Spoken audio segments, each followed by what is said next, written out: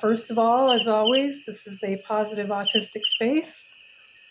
Autistic voices first. Allies are very, very welcome.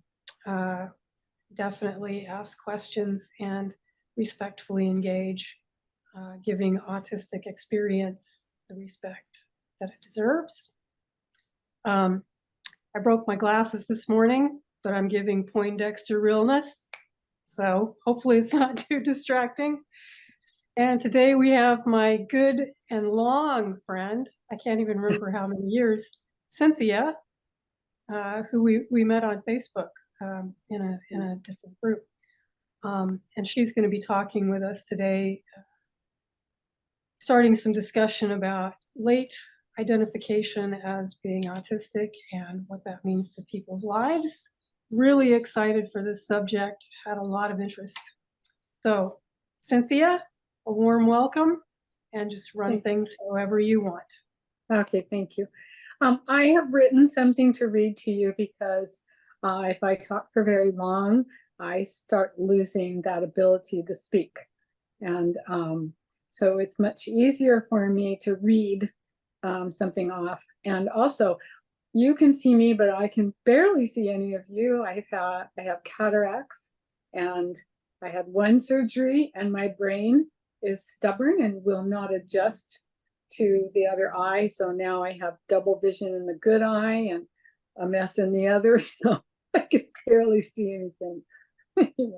So I'll be reading what I have to say, and of course open to any questions after. So, and this is kind of personal. So I have no credentials as, as an author or anything. I'm just speaking from my own personal experience. So when Don Prince-Hughes posted on Facebook asking people to consider speaking to this group, I held back, but then impulsively jumped in when our post came around again. I'm sure many, if not all of you, have done similar, jumped in to do something without fear because you just simply lack that filter. So once done, the uncertainties began tripping me up, and I managed to get everything muddled and locked up for a time. But deadline approaching and my original idea thoroughly discounted, I decided I must sort out the chaff my life has produced and just get down to the one simple question: aging with autism. It just doesn't work that way, though. I am 74 years old. That's a lifetime already. And I've lived a life rich with varied experiences, good, bad, and in between. But also, my body has presented multiple strengths, weaknesses, and challenges, many common in autism. So what I'm experiencing now is a compilation of all that. Within it all, though, there is one thread that's persisted, a life that always feels too difficult to manage on my own. Having not been diagnosed until so late in life, I did not have tools that are available now. I've been housed in 4 mental hospitals during my life, one misdiagnosis after another, all wrong, of course. Autism lurking but not recognized, always because life got too hard after trying to live a life that we are supposed to be able to manage as adults. Jobs, school, family, all always became too much for me. Eventually, I whittled enough out of my life to build a life that kept me relatively safe. In it was a husband to form family and a home life that included small home businesses and a variety of creative interests, mostly art, some gardening, and occasionally some construction with my husband, but still always on the edge of feeling unsafe again. At the age of 48, I was diagnosed with a severe learning disability that's called Irlen syndrome. Special colored lenses developed by Helen Irlen changed my life. The world had less hostility. I could read and retain it. I could even learn by reading. I finally felt as smart as everyone always claimed I was, but what I knew as just magic tricks and mirrors and roles I could play to fool them with. So I pushed myself, tried higher education again, and again failed. Burnout, of course, because that was only a piece of the puzzle. I started asking therapists if I could possibly be autistic, got diagnosed as a highly sensitive person, then tested by yet another therapist with Myers-Briggs and found to be an extreme INFP. More years passed, and there was a diagnosis of Ehlers-Danlos, a connective tissue disorder that can also cause anxiety. I was 62 now.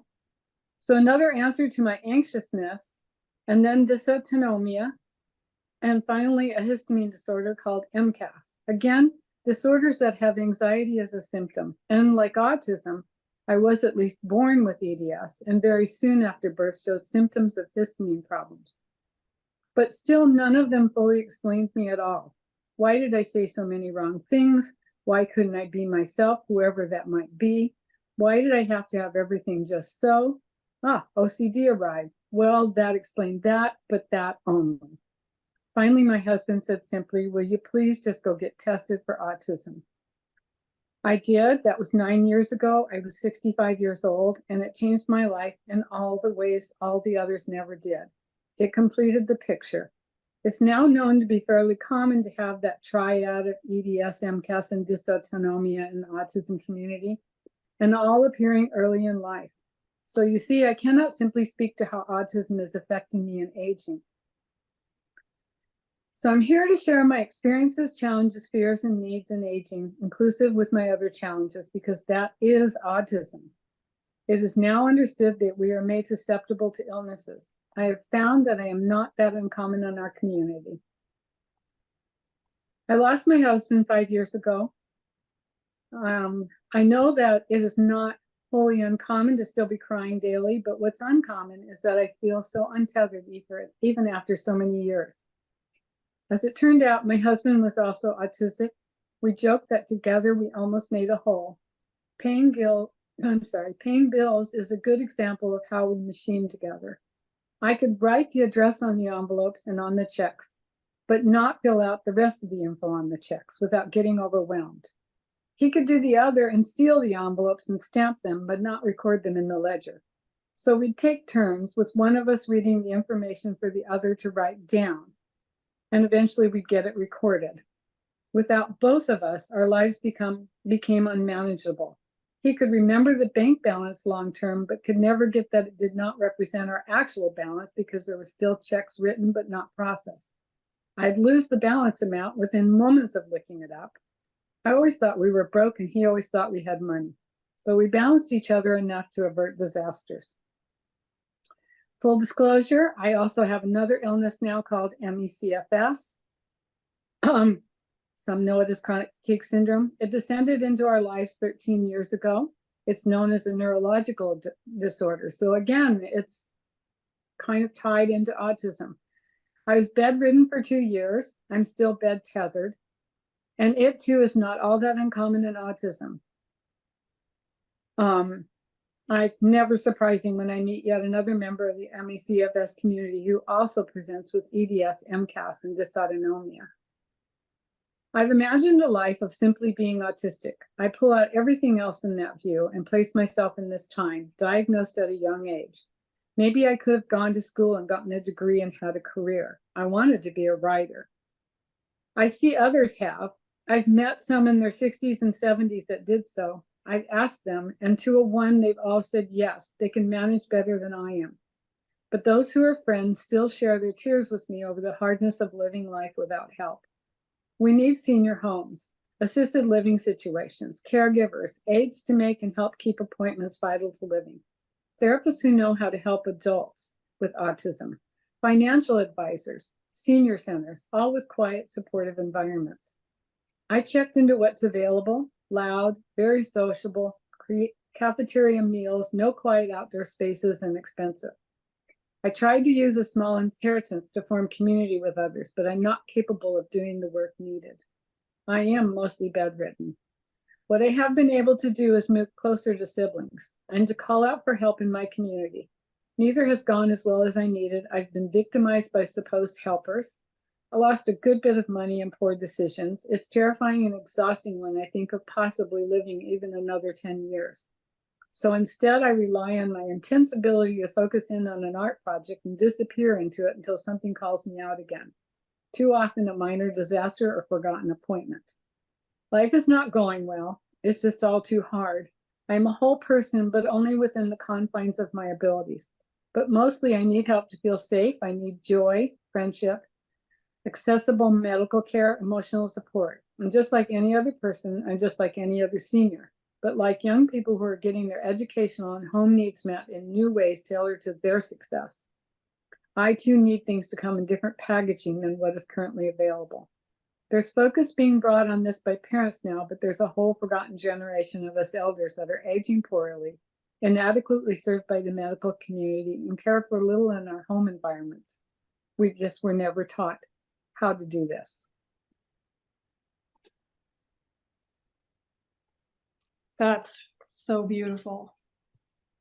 This is why we need voices like yours, Cynthia, because those of us who somehow, through some miracle, crawl out and have careers or school or whatever, are not representative of the whole of our generation. Yeah. Yep. That was all very brave for you to share. Thank you. Thank you. It's petrifying. It is. I thought I was such a strong person and I was so independent with my husband. And when I lost him, it was like cutting off my legs. I'm trying to learn how to function in a world on my own. And I've tried to find therapists to work with, and I get therapists who say, well, I have a child on the spectrum, or I have a husband, or my grandfather, or, you know, a nephew, or, and but they don't really know how to help. And I don't know how to help an adult. How you know, I have lots of aids. Apollo Neuroband. I don't know if you know about this thing, but I've gotten a lot of people with autism to use it. It has relax. I'm using it right now to relax because I'm shaking, and it has it gives me ability to focus that I don't have on my own. I meditate. I do breathing exercises all day long. I'm very proactive, and I've always been really proactive in maintaining health and in trying to grow myself as a person. So, but I'm failing, and the future looks very bleak. I mean, this is why primates live in groups. Right. We need community. We really do. We need community, and then we're forced to feel like failures when we can't do absolutely everything on our own. And when I think about the burden, we were talking a little earlier before we started the meeting, and then in what you were reading about the ravages of anxiety, how, yeah, we're born super sensitive, beautiful thing. Mm-hmm. And then we watch over the years as that anxiety literally destroys us. Mm-hmm. And then we're left, especially this generation, our kind of brackets of a few generations. And we're wrecked, we're broken at the time we need help the most, to the point where we sometimes can't even manage reaching out and finding help, because that takes energy. It does. It takes energy, and it also takes a good degree of courage. I mentioned in there that I reached out to the community. I was re-injured again in March, and I couldn't even walk. And it took me months to find the way to reach out to them without making myself too vulnerable. And I ended up being taken up by a family who didn't have the best of abilities to help me, and they ended up harming me, not intentionally, but they did. And so, you know, and then I had all these people coming in. I can't handle all these different people coming in. And so everything, things are starting to calm down from that. It's been a year of me trying to regain the ability to walk again. And I'm doing it pretty much on my own, because the alternative was to go into a nursing home. And I'm kind of keeping that in my pocket as a form of euthanasia, because I literally feel like if I go into a nursing home, they will kill me there. The environment is just not something I can survive. So, Yeah, it's a lot like warehousing, right? I mean, right. Yeah. Not conducive to autistic, well, anyone's health, but certainly autistic people who are very sensitive to their environment. Yeah. Sure. Is she with us today?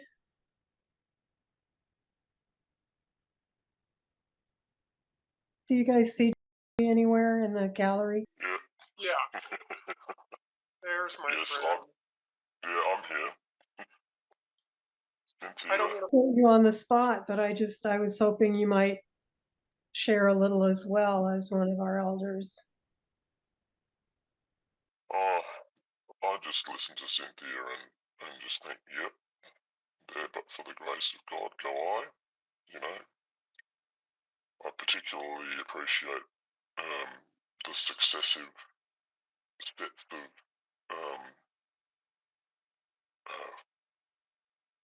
nameable conditions or nameable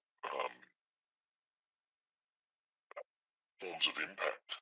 You know, just listening to what you said, Cynthia, I just thought, yep, I realised maybe 15 years ago now that I fall into that category of the highly sensitive person, you know, that category that was invented a little bit before I discovered that autism had a better fit. Right. So yeah, and I really appreciate, Cynthia, the notion that the types of institution that are set up for most elder people, they are barely just finding ways to cope with the myriad of conditions that are ordinary associated with aging, let alone, you know, someone who's sensitive and who's not necessarily able to articulate what it is about the help that they're receiving can be detrimental. You know, the Catch-22 was such a good novel, and it just has kept on applying in so many different ways, in so many different places. And I just think, yeah. So I really hear you, and nearly started crying when you talked about losing your husband, and just thinking about how if any of us are lucky enough to find a life partner who is open to our own discovery of who we really are. Because I was married once before, and I think that the first partner that I had probably was just scared of some of the aspects of me that I didn't realise were, as you described so very brilliantly in that first part of your talk, Cynthia, where you talked about, I can't remember the exact phrasing that you had, but the specifics of what you think is right when you're younger, and you don't understand why it is that you think something needs to be just this way for it to be right, and then other people aren't willing to hear you, and so you're just trapped with this. Yeah. Understand. Yeah. So anyway, I just hope that there's something that comes out of this, out of the widening of awareness that allows you to connect with some more people. I don't even know whereabouts in the States you live, but I think the community that has grown up since particularly COVID, with more of us being able to find each other online. You know, like my meeting Dawn Joy Leong, who spoke a few weeks ago. You know, just having sisters who could articulate, who could recognise who I was, and who understood deeply, intuitively, some of the things that I had gone through, so I didn't even need to speak them. You know, I just think the community and what CASY Sparks has done by offering us this, what's the word? What's the word I'm looking for?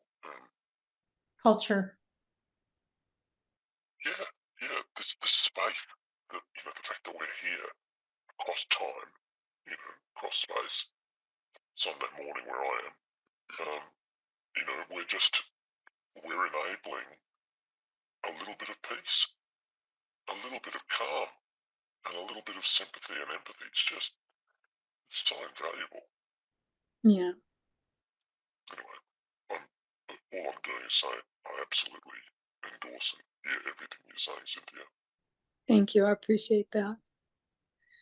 I would like to answer some things. I want to say hi to my friend who's here. I met her in community through an MECFS chat room.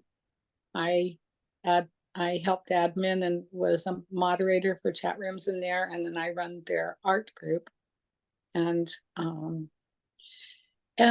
she's young and she's been invaluable to me, and I really appreciate that here to support me. But also, yeah, this community that's available now is really quite amazing. I have no friends. I have none.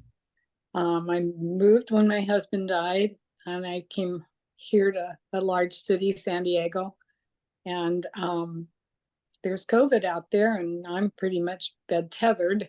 And so I'm not out in the world to meet people. But I've never had friends. I had my husband mostly.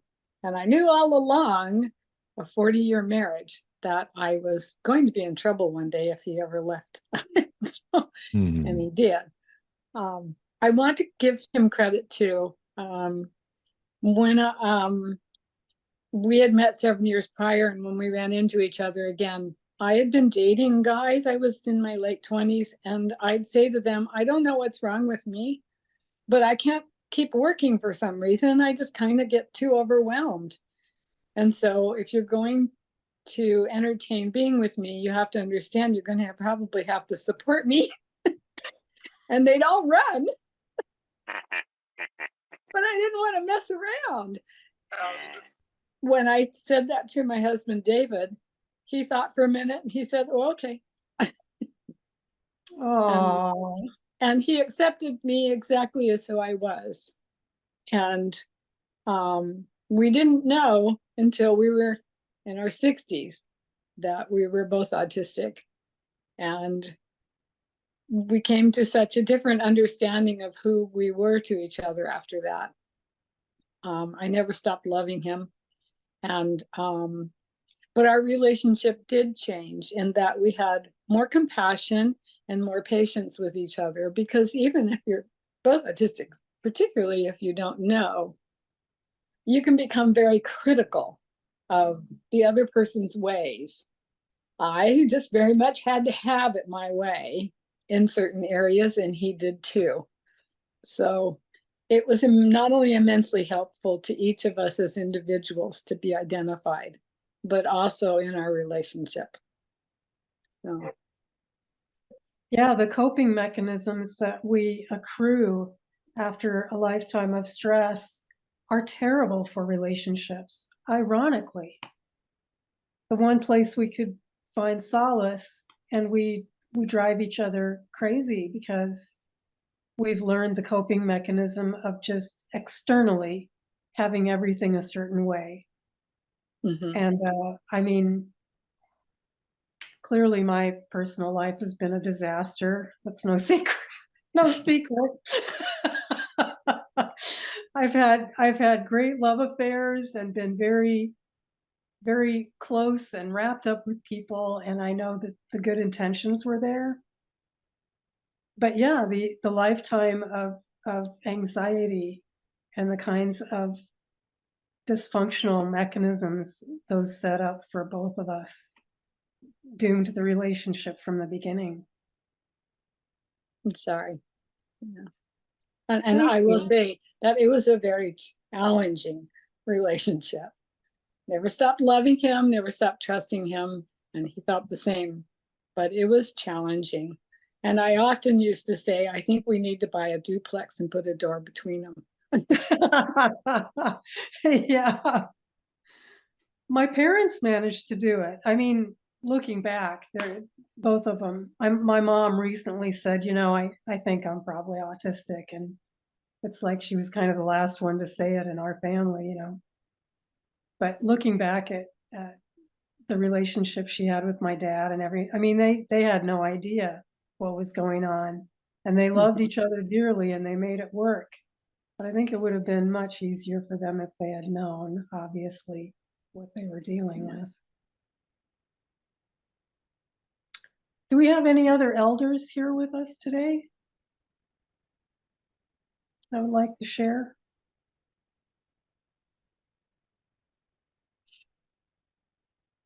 How do you define elder, Don? I'd say Is there an age limit?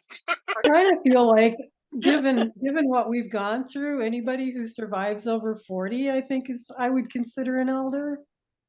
It's It's understood in the psych community to be age 62 because there is a shift. And I know this because I did a program for elders in my EMEA group. And so it's understood that there is a shift that takes place when you reach that age where you're dying off. Something becomes more prevalent or becomes more possible. And that is considered age 62.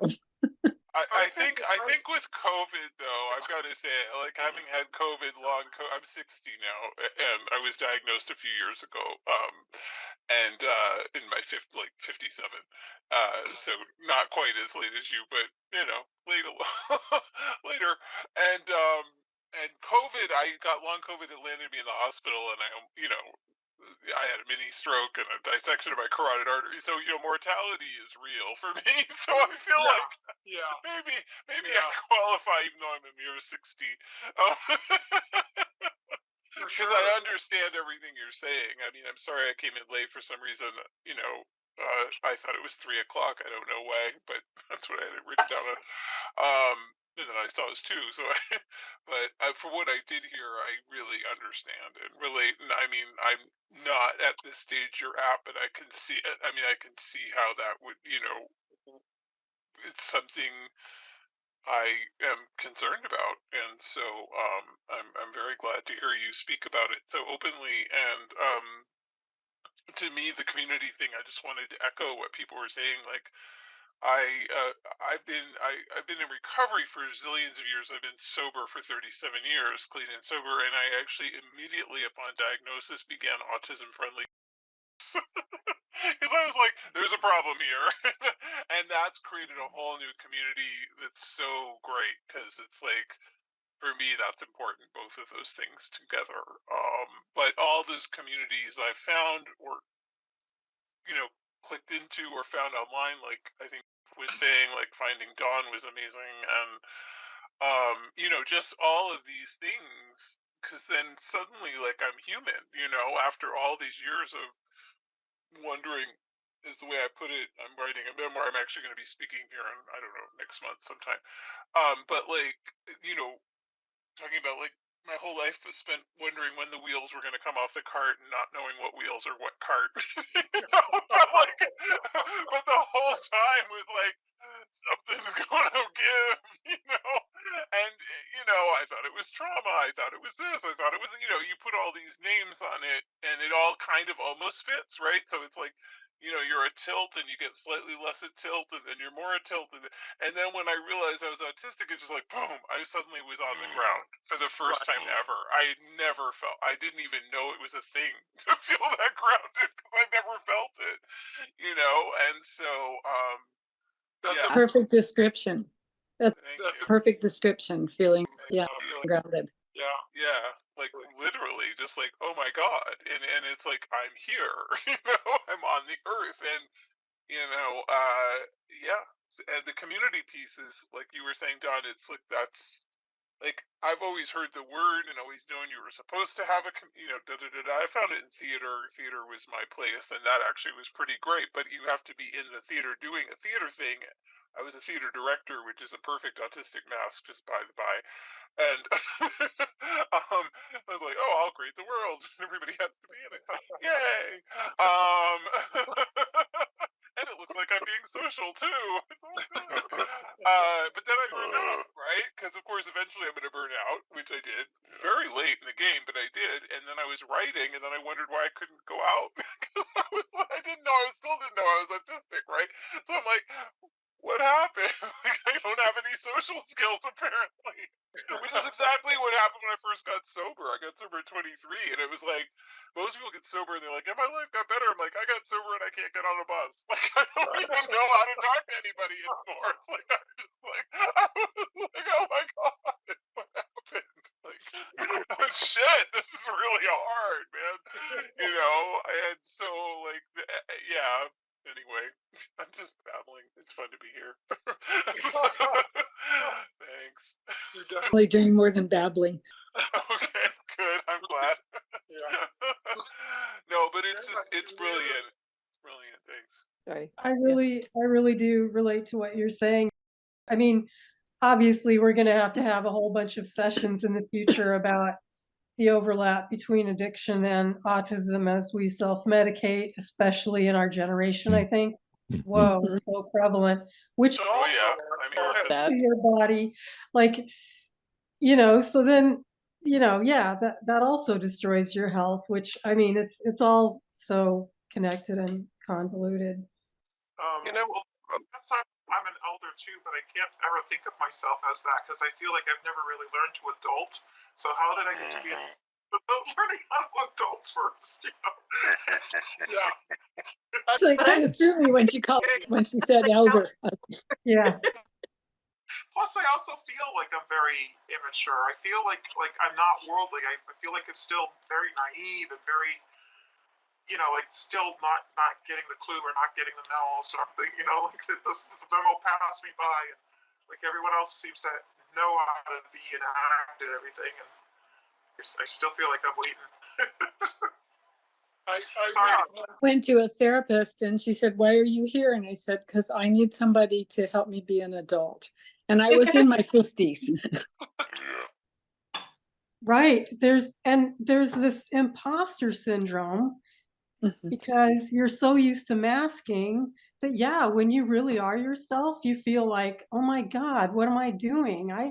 I'm in the middle of the grocery store thinking, I don't know how to do this. Like, it's just such a weird feeling. And yet the younger autistic culture community is looking to us. Like, we have to find a way to get it together, and that can be so overwhelming. And that's why I say, when I think of elders, I think of them in a more indigenous sense. A relational sense. Yes, Yeah, I feel I don't have.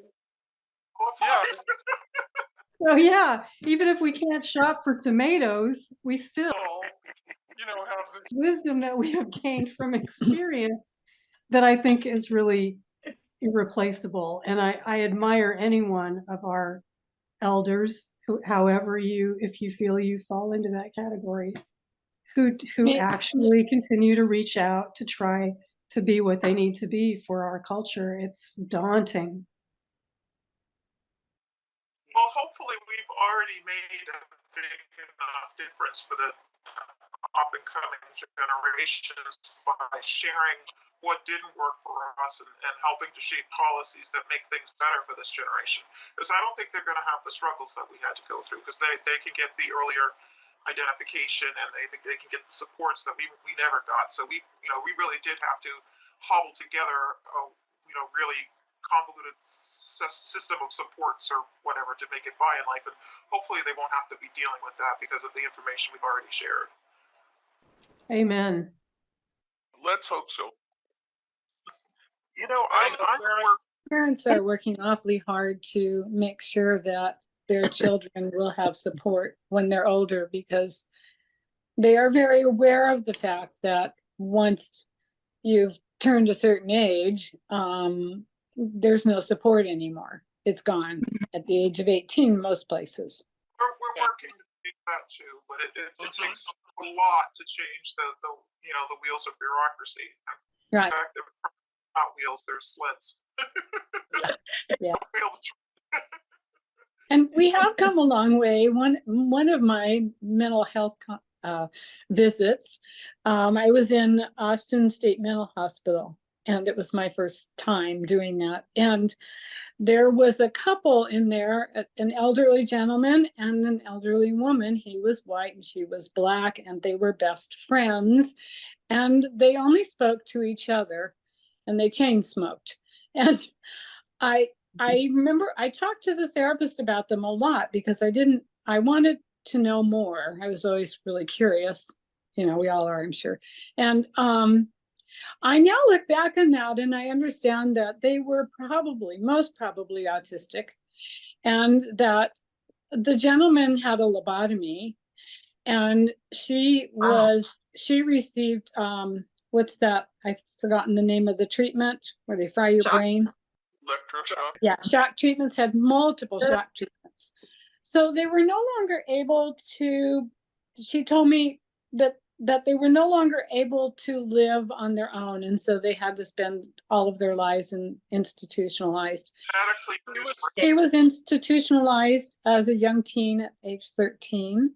She kept having meltdowns and throwing tantrums, and and he was institutionalized older when he was 20 because his parents died and were no longer able to care for him, and he just couldn't hold a job, and he was nonverbal. And they lived in Texas. They lived in Texas. But at that time, this was in the early 80s, and at that time that's what happened. We got stuck in mental hospitals. I'm not the only one I've met that had that journey. So, there are alternative situations. There are things like the Center for Cooperative Housing. And I've volunteered, because I also can't really hold a real job. But I do a lot of volunteer work for a lot of great organizations on trying to make all of the things that we need possible.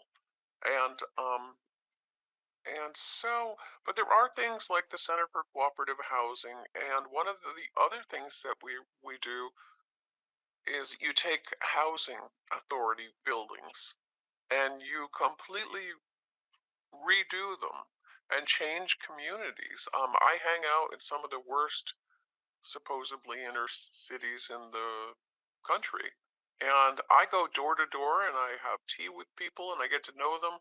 I have to admit the world changes mightily, but you can also create housing, because as long as you're on programs and you qualify for any kind of assistance, then you learn how to manage these places yourself cooperatively together. It's really it's doable, and I realize more and more, like I said, especially with my brother. And another thing that you can do is to take houses and buy them and turn them into group homes. We have a lot of those in Connecticut. I see them all over the place popping up, because we actually export some of our younger people, but then they don't do very well when they're away from their parents. And one family was telling me how their son suddenly just ate himself to death. He would just go. He got so overweight, and he just ate and ate and ate, and he actually died. His parents were very, very angry, because they thought he was being well cared for, but they couldn't. They were elderly, and they, I guess, couldn't drive. But there are really, you got to fight like hell for it. But there's veteran housing, and that's where people who have and then I got a brain injury on top of it. But like, life has been like that. But the other thing I wanted to bring up is, we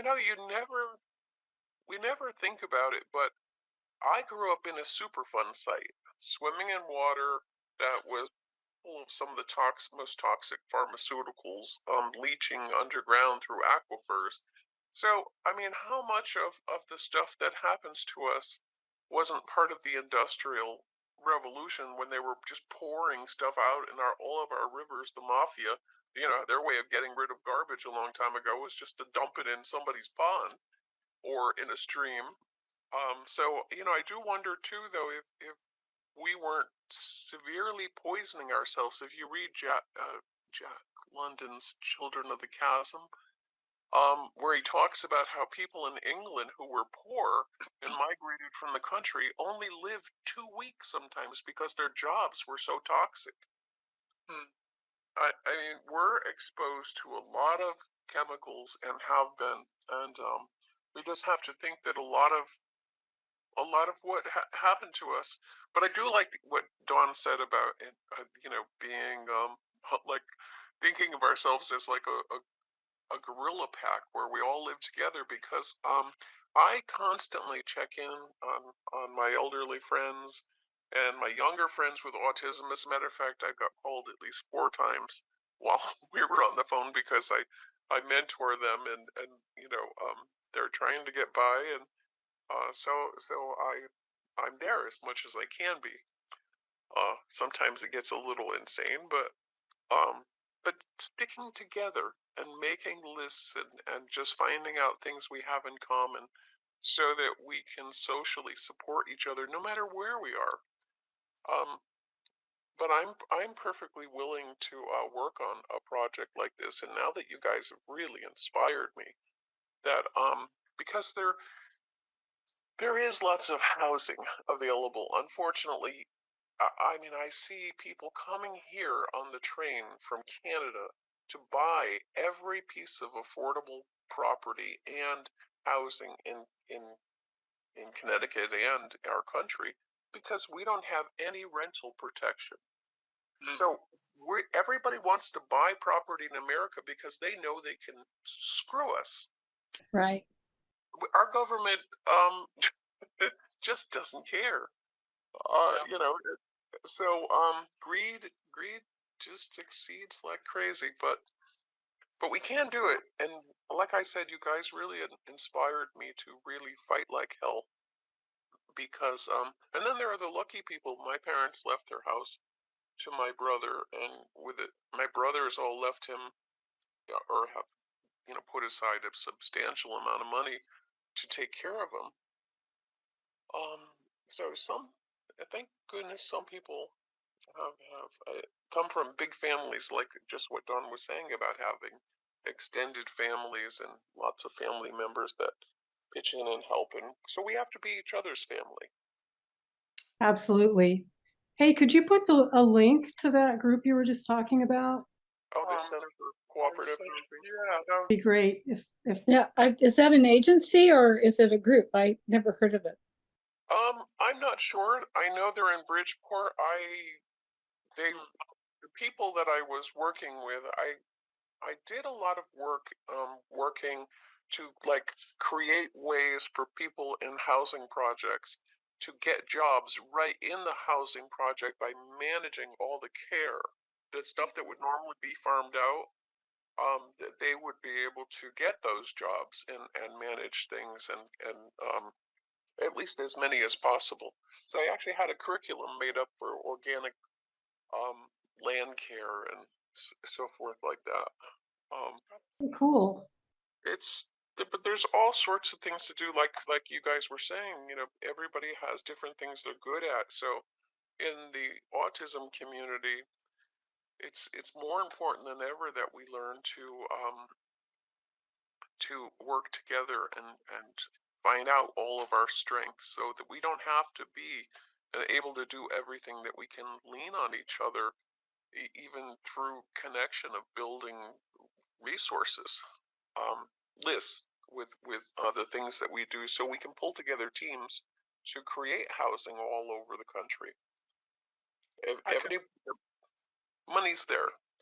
Yeah, I mean, for the first time, I can see that possibly happening.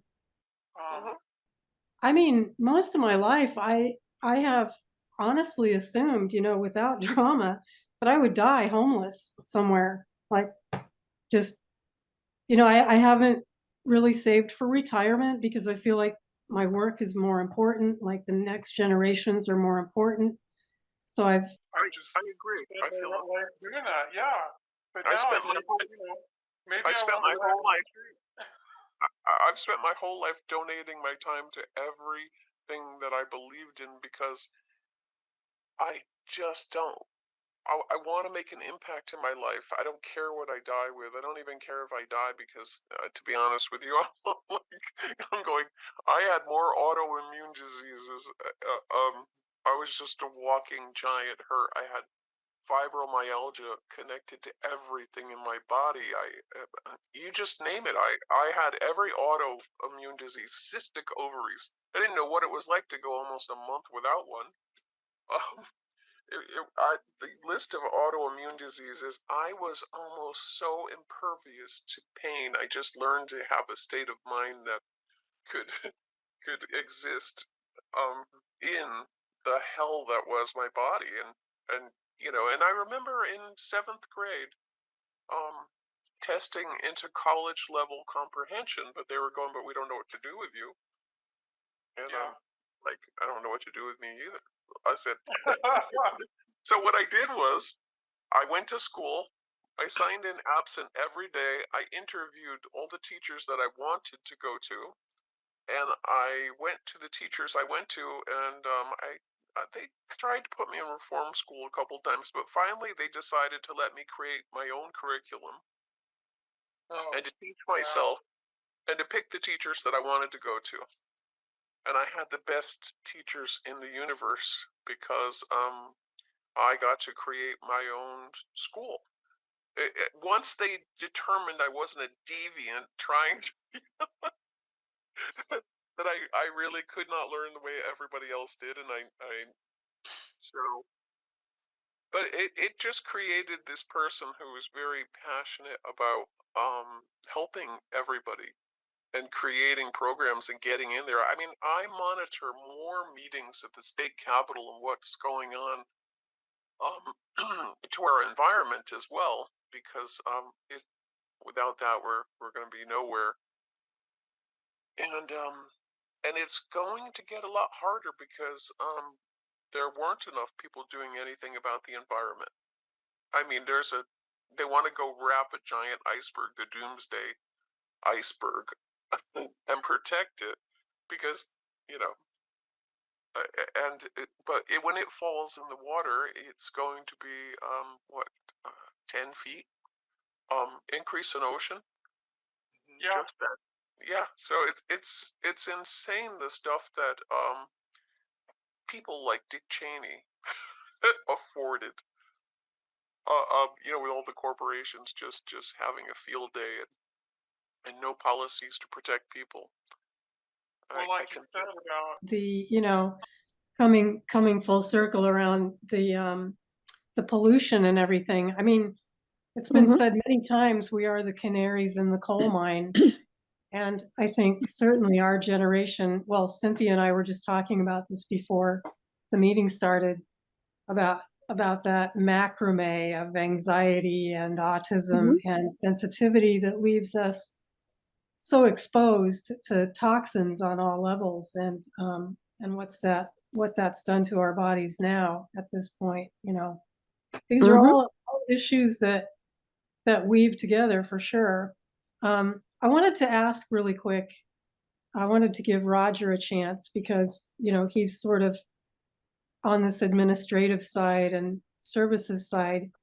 If he has any questions or comments about the aging autistic community and his like just his brainwaves on the subject. Yeah, there's so much to be said here, so much to be learned.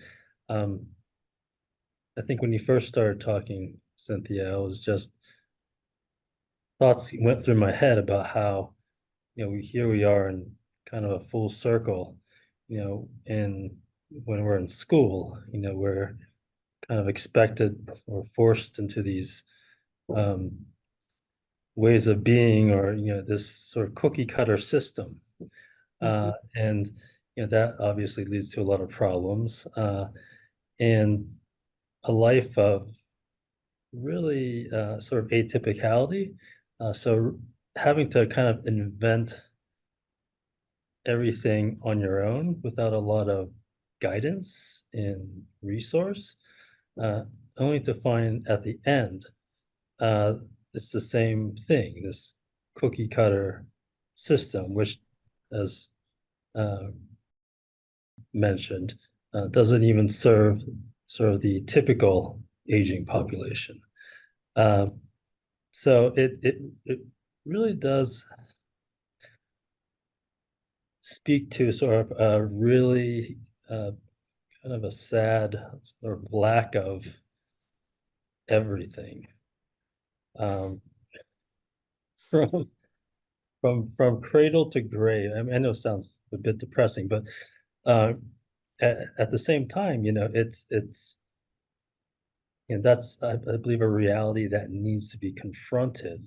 If you're going to sort of implement change, uh, but you'll never know about it, unless people start talking about it and advocating for it. Yeah. So right now, um,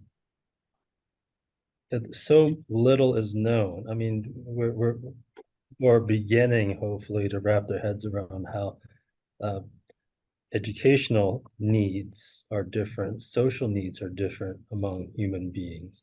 But also, what's becoming a little bit more unknown is how the aging process or the lifespan process, is different.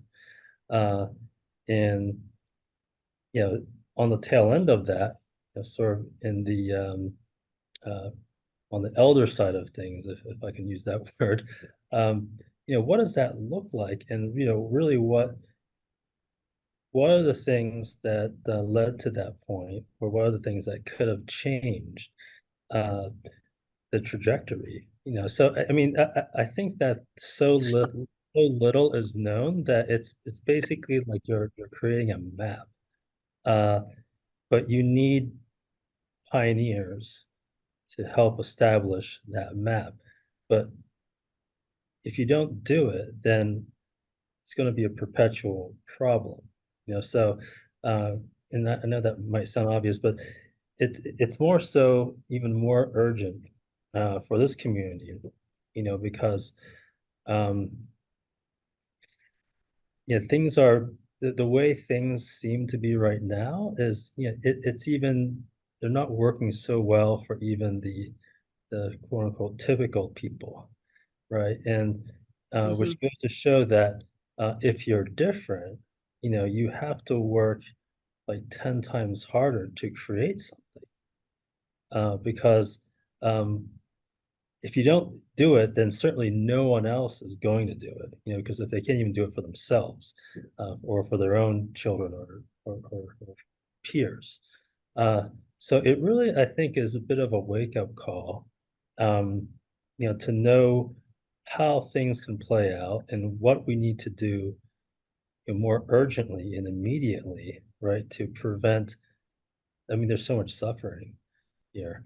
Um, so almost using that, but really in a very systematic and intentional way, thinking about how this can also be sort of engineered to help other folks who are going to be along similar pathways, so that they don't necessarily need to have the outcome, and sort of using a culture of sort of difference and collaboration, so that people who are people take care of each other, right? Not just saying that they take care of each other because it feels good to say that, but really understanding the meaning of that and why it really is important for, I would say not just important for neurodivergent people, but it's important for humanity.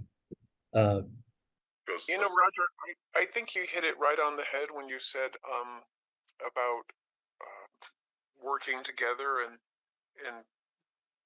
just creating charity. I mean, as I was sitting here brainstorming, I'm saying to myself, okay, I could technically divide my house into 8 little apartments, give my house to a nonprofit, and just to create housing. But I've been seeing them do that with churches that are closing. I mean, basically, it's taking them and turning them all into offices and living spaces. And there's one church that has opened up a homeless center in their basement with showers, and people can stay there and eat at tables. And but I'm saying that all we have to do is find a charity or create a charity where you can, anybody who's fortunate enough to have a house, who's wondering, how the heck are you going to keep it anyway now that you're older, can donate their houses to that and then still live there, but break up their houses into sizes that are, I mean, you could do that almost overnight and create the housing that we need. Yeah, I mean, in theory, these things, it doesn't sound like it should be that difficult, but it is a tremendous feat. Um, like in theory, it seems like it makes so much sense. It sounds very nice, it's kind of a win-win type of thing. Um, I guess along the way, there's just so many bad actors, um, and I do think that, part of something like this would have to, and this is why I think culture is so important here, is that uh,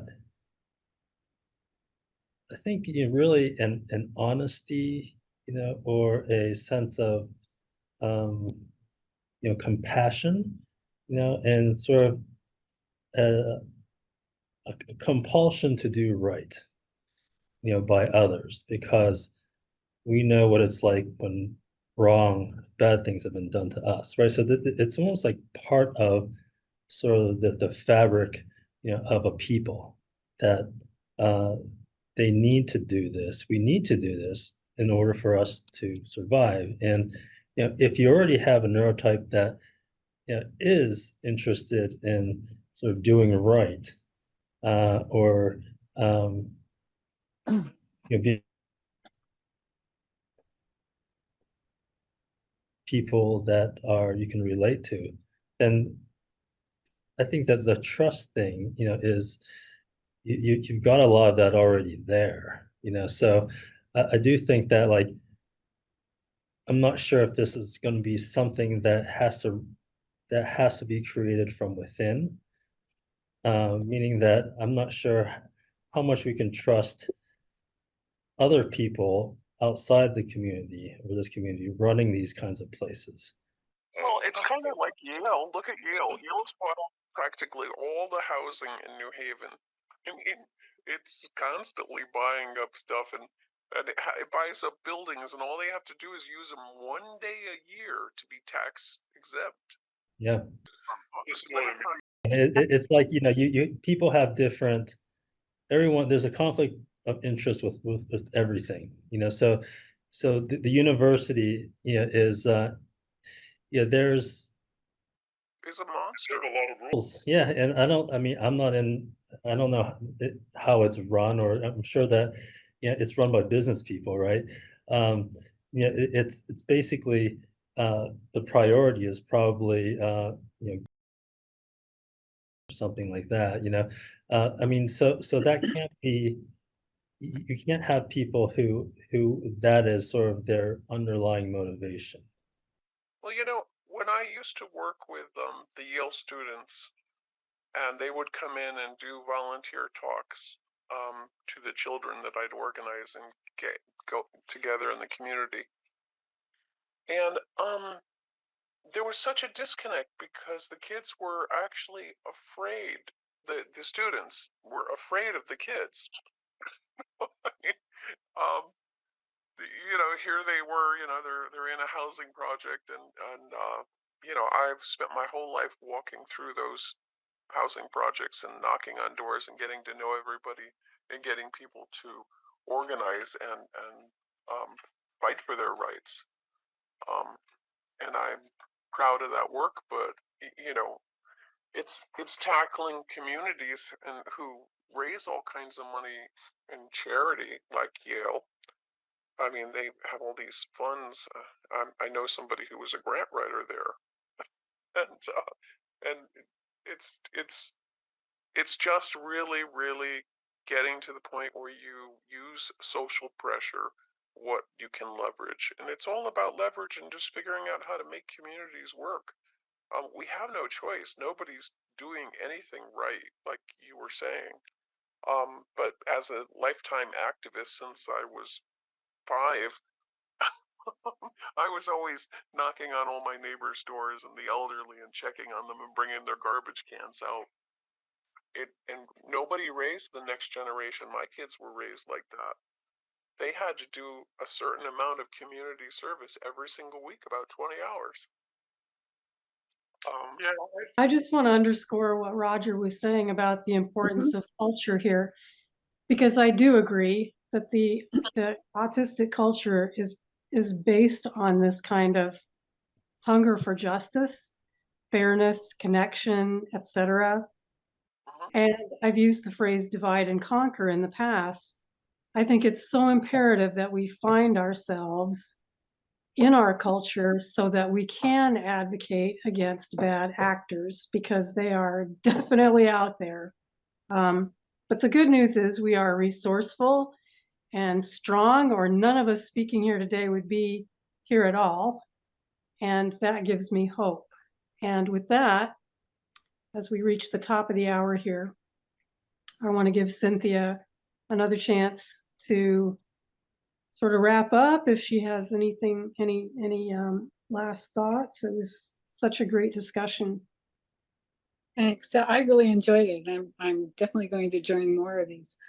I just wanted to say that I do have some experience in trying to develop community also. And I've been involved with other groups trying to develop community.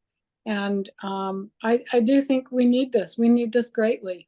And I think that we are in a time when it's possible to get attention and get what we need brought forth to develop this. The problem I've run into in the past is that it's hard when you're working as individuals together. People don't agree always. It becomes difficult. And I've always felt, because I have money, I have a little bit of money, not for every community, but for some communities. And I was more than willing to invest in a house and develop something. But I could never get people to agree on where, you know. So going about it from that direction did not work. Instead, getting institutions or wealthy individuals involved with, I agree that getting them involved with some sort of charitable donation to get something going, then you are offering housing to a person rather than trying to get a person to agree to join in and build some housing development. I think that's a better way to start. Yeah, I agree. Because I would like idealistically to have it go the other way, but I did not have the physical ability to do things on my own. I'm very sick. So I needed other people to come in with skills and abilities that I didn't have. I just kept trying to open it up, and I couldn't get anywhere. So just putting that out there, that if you we have the attention of media now. We have the attention of generous people. And I think, I'm thrilled to hear about this thing that they have in Connecticut. We certainly don't have it in San Diego. I think they are all over the country. Well, they probably are, but it's probably overwhelmed here. But everything is about money, money, money here. But I'm thrilled to hear that there's such an agency, because if that could be taken advantage of, that's a step up. That's already, if that's already established, that's a step up, and it makes it easier to begin a possible project by having that resource. yeah, Well, one great thing is that as we go forward, we're going to have more routine sessions about aging and everything that entails. So I'm looking forward to those conversations for sure. Thanks for doing this, Don? Don. And thanks I for. think I think has one. Do you have your hand up, or is that from? Yeah, that's me. To say something really quick. Sorry. Yeah, I just said this is a subject that really interests me. It's one I've thought a lot about. I'm aging, but I'm not autistic. But my son is, and he also has Down syndrome, and he doesn't speak. And this issue of creating a community where both of us can thrive for our entire lives is like something I've done a lot of thought about. And if anybody ever starts a discussion on this, I would love to be part of it, even though I'm not autistic. So that's all I wanted to say. Yeah, cradle to grave, thriving. Isn't that what everybody should have? Isn't it a birthright? I mean, let's make that happen. But yeah, we'll work on it. We'll work on it with our incredible diligence and resourcefulness. Don, I I'd had just like, thought about this. to add that there's something called the Connecticut Age Well Collaborative that is because the Department of Disabilities and the Department on Aging have been combined in the state of Connecticut. And so now the Connecticut Age Well Collaborative is doing campaigns to disrupt ageism and ableism. And so they're starting to have these kind of conversations, and they're going to have them like in town halls across Connecticut. So please connect up with them too and let them know of these. They need to know our needs and stuff like that in order to know what can be designed in the future. Great, thank you. That's really important. Yeah, and we will be reaching out, forming webs, definitely refining and deciding what those needs are in our culture. I think that's really important, like you said, to actually be able to turn over a document and say, here's what we have learned about the needs of autistic people. I think that's going to be. Or even just have conversations with them. This woman, Christina Gray, I think you can either Google it or there's a website, Connecticut Age Well Collaborative, or just through the Connecticut website, the Department on Aging and Disability. You can hook up with people and just have individual conversations too, and see where it can lead with the brainstorming and everything. Well, I'd also like to mention that there are programs too to help people who are disabled or aging to age better in home, but they're not expensive enough for autistic people. They're not what? They're not expensive enough for autistic people. I could age in my house if I had an aide, if I had the means to have an aide come in and help me out with some things. But the programs that are available that I know of now are not for autistic people or anybody who's developmentally disabled or anyone. They are there for people with physical disabilities and normal aging needs. And so that's a program. And but nothing all across the country also. Pardon? Nothing's normal as you age. Everybody ages differently and encounters different, like frailties and disabilities and stuff as they age. Not everybody ages the same. So what's meant by normal aging? What I mean is that for our population, those of us who did not have the benefit of early diagnosis, for one thing, we don't necessarily have all the skills that we need. Right. Those kinds of things need to be addressed. But neurotypical people who had those benefits but now have Alzheimer's are basically the same bucket as us. They're lacking the same social skills and things and emotional regulation. So if they can handle that, they should be able to handle. But they don't. Yeah. They don't. That's my point. They're not there for those kinds they're not there for that kind of help. But there's no reason it couldn't be expanded, and many of them get some federal funds.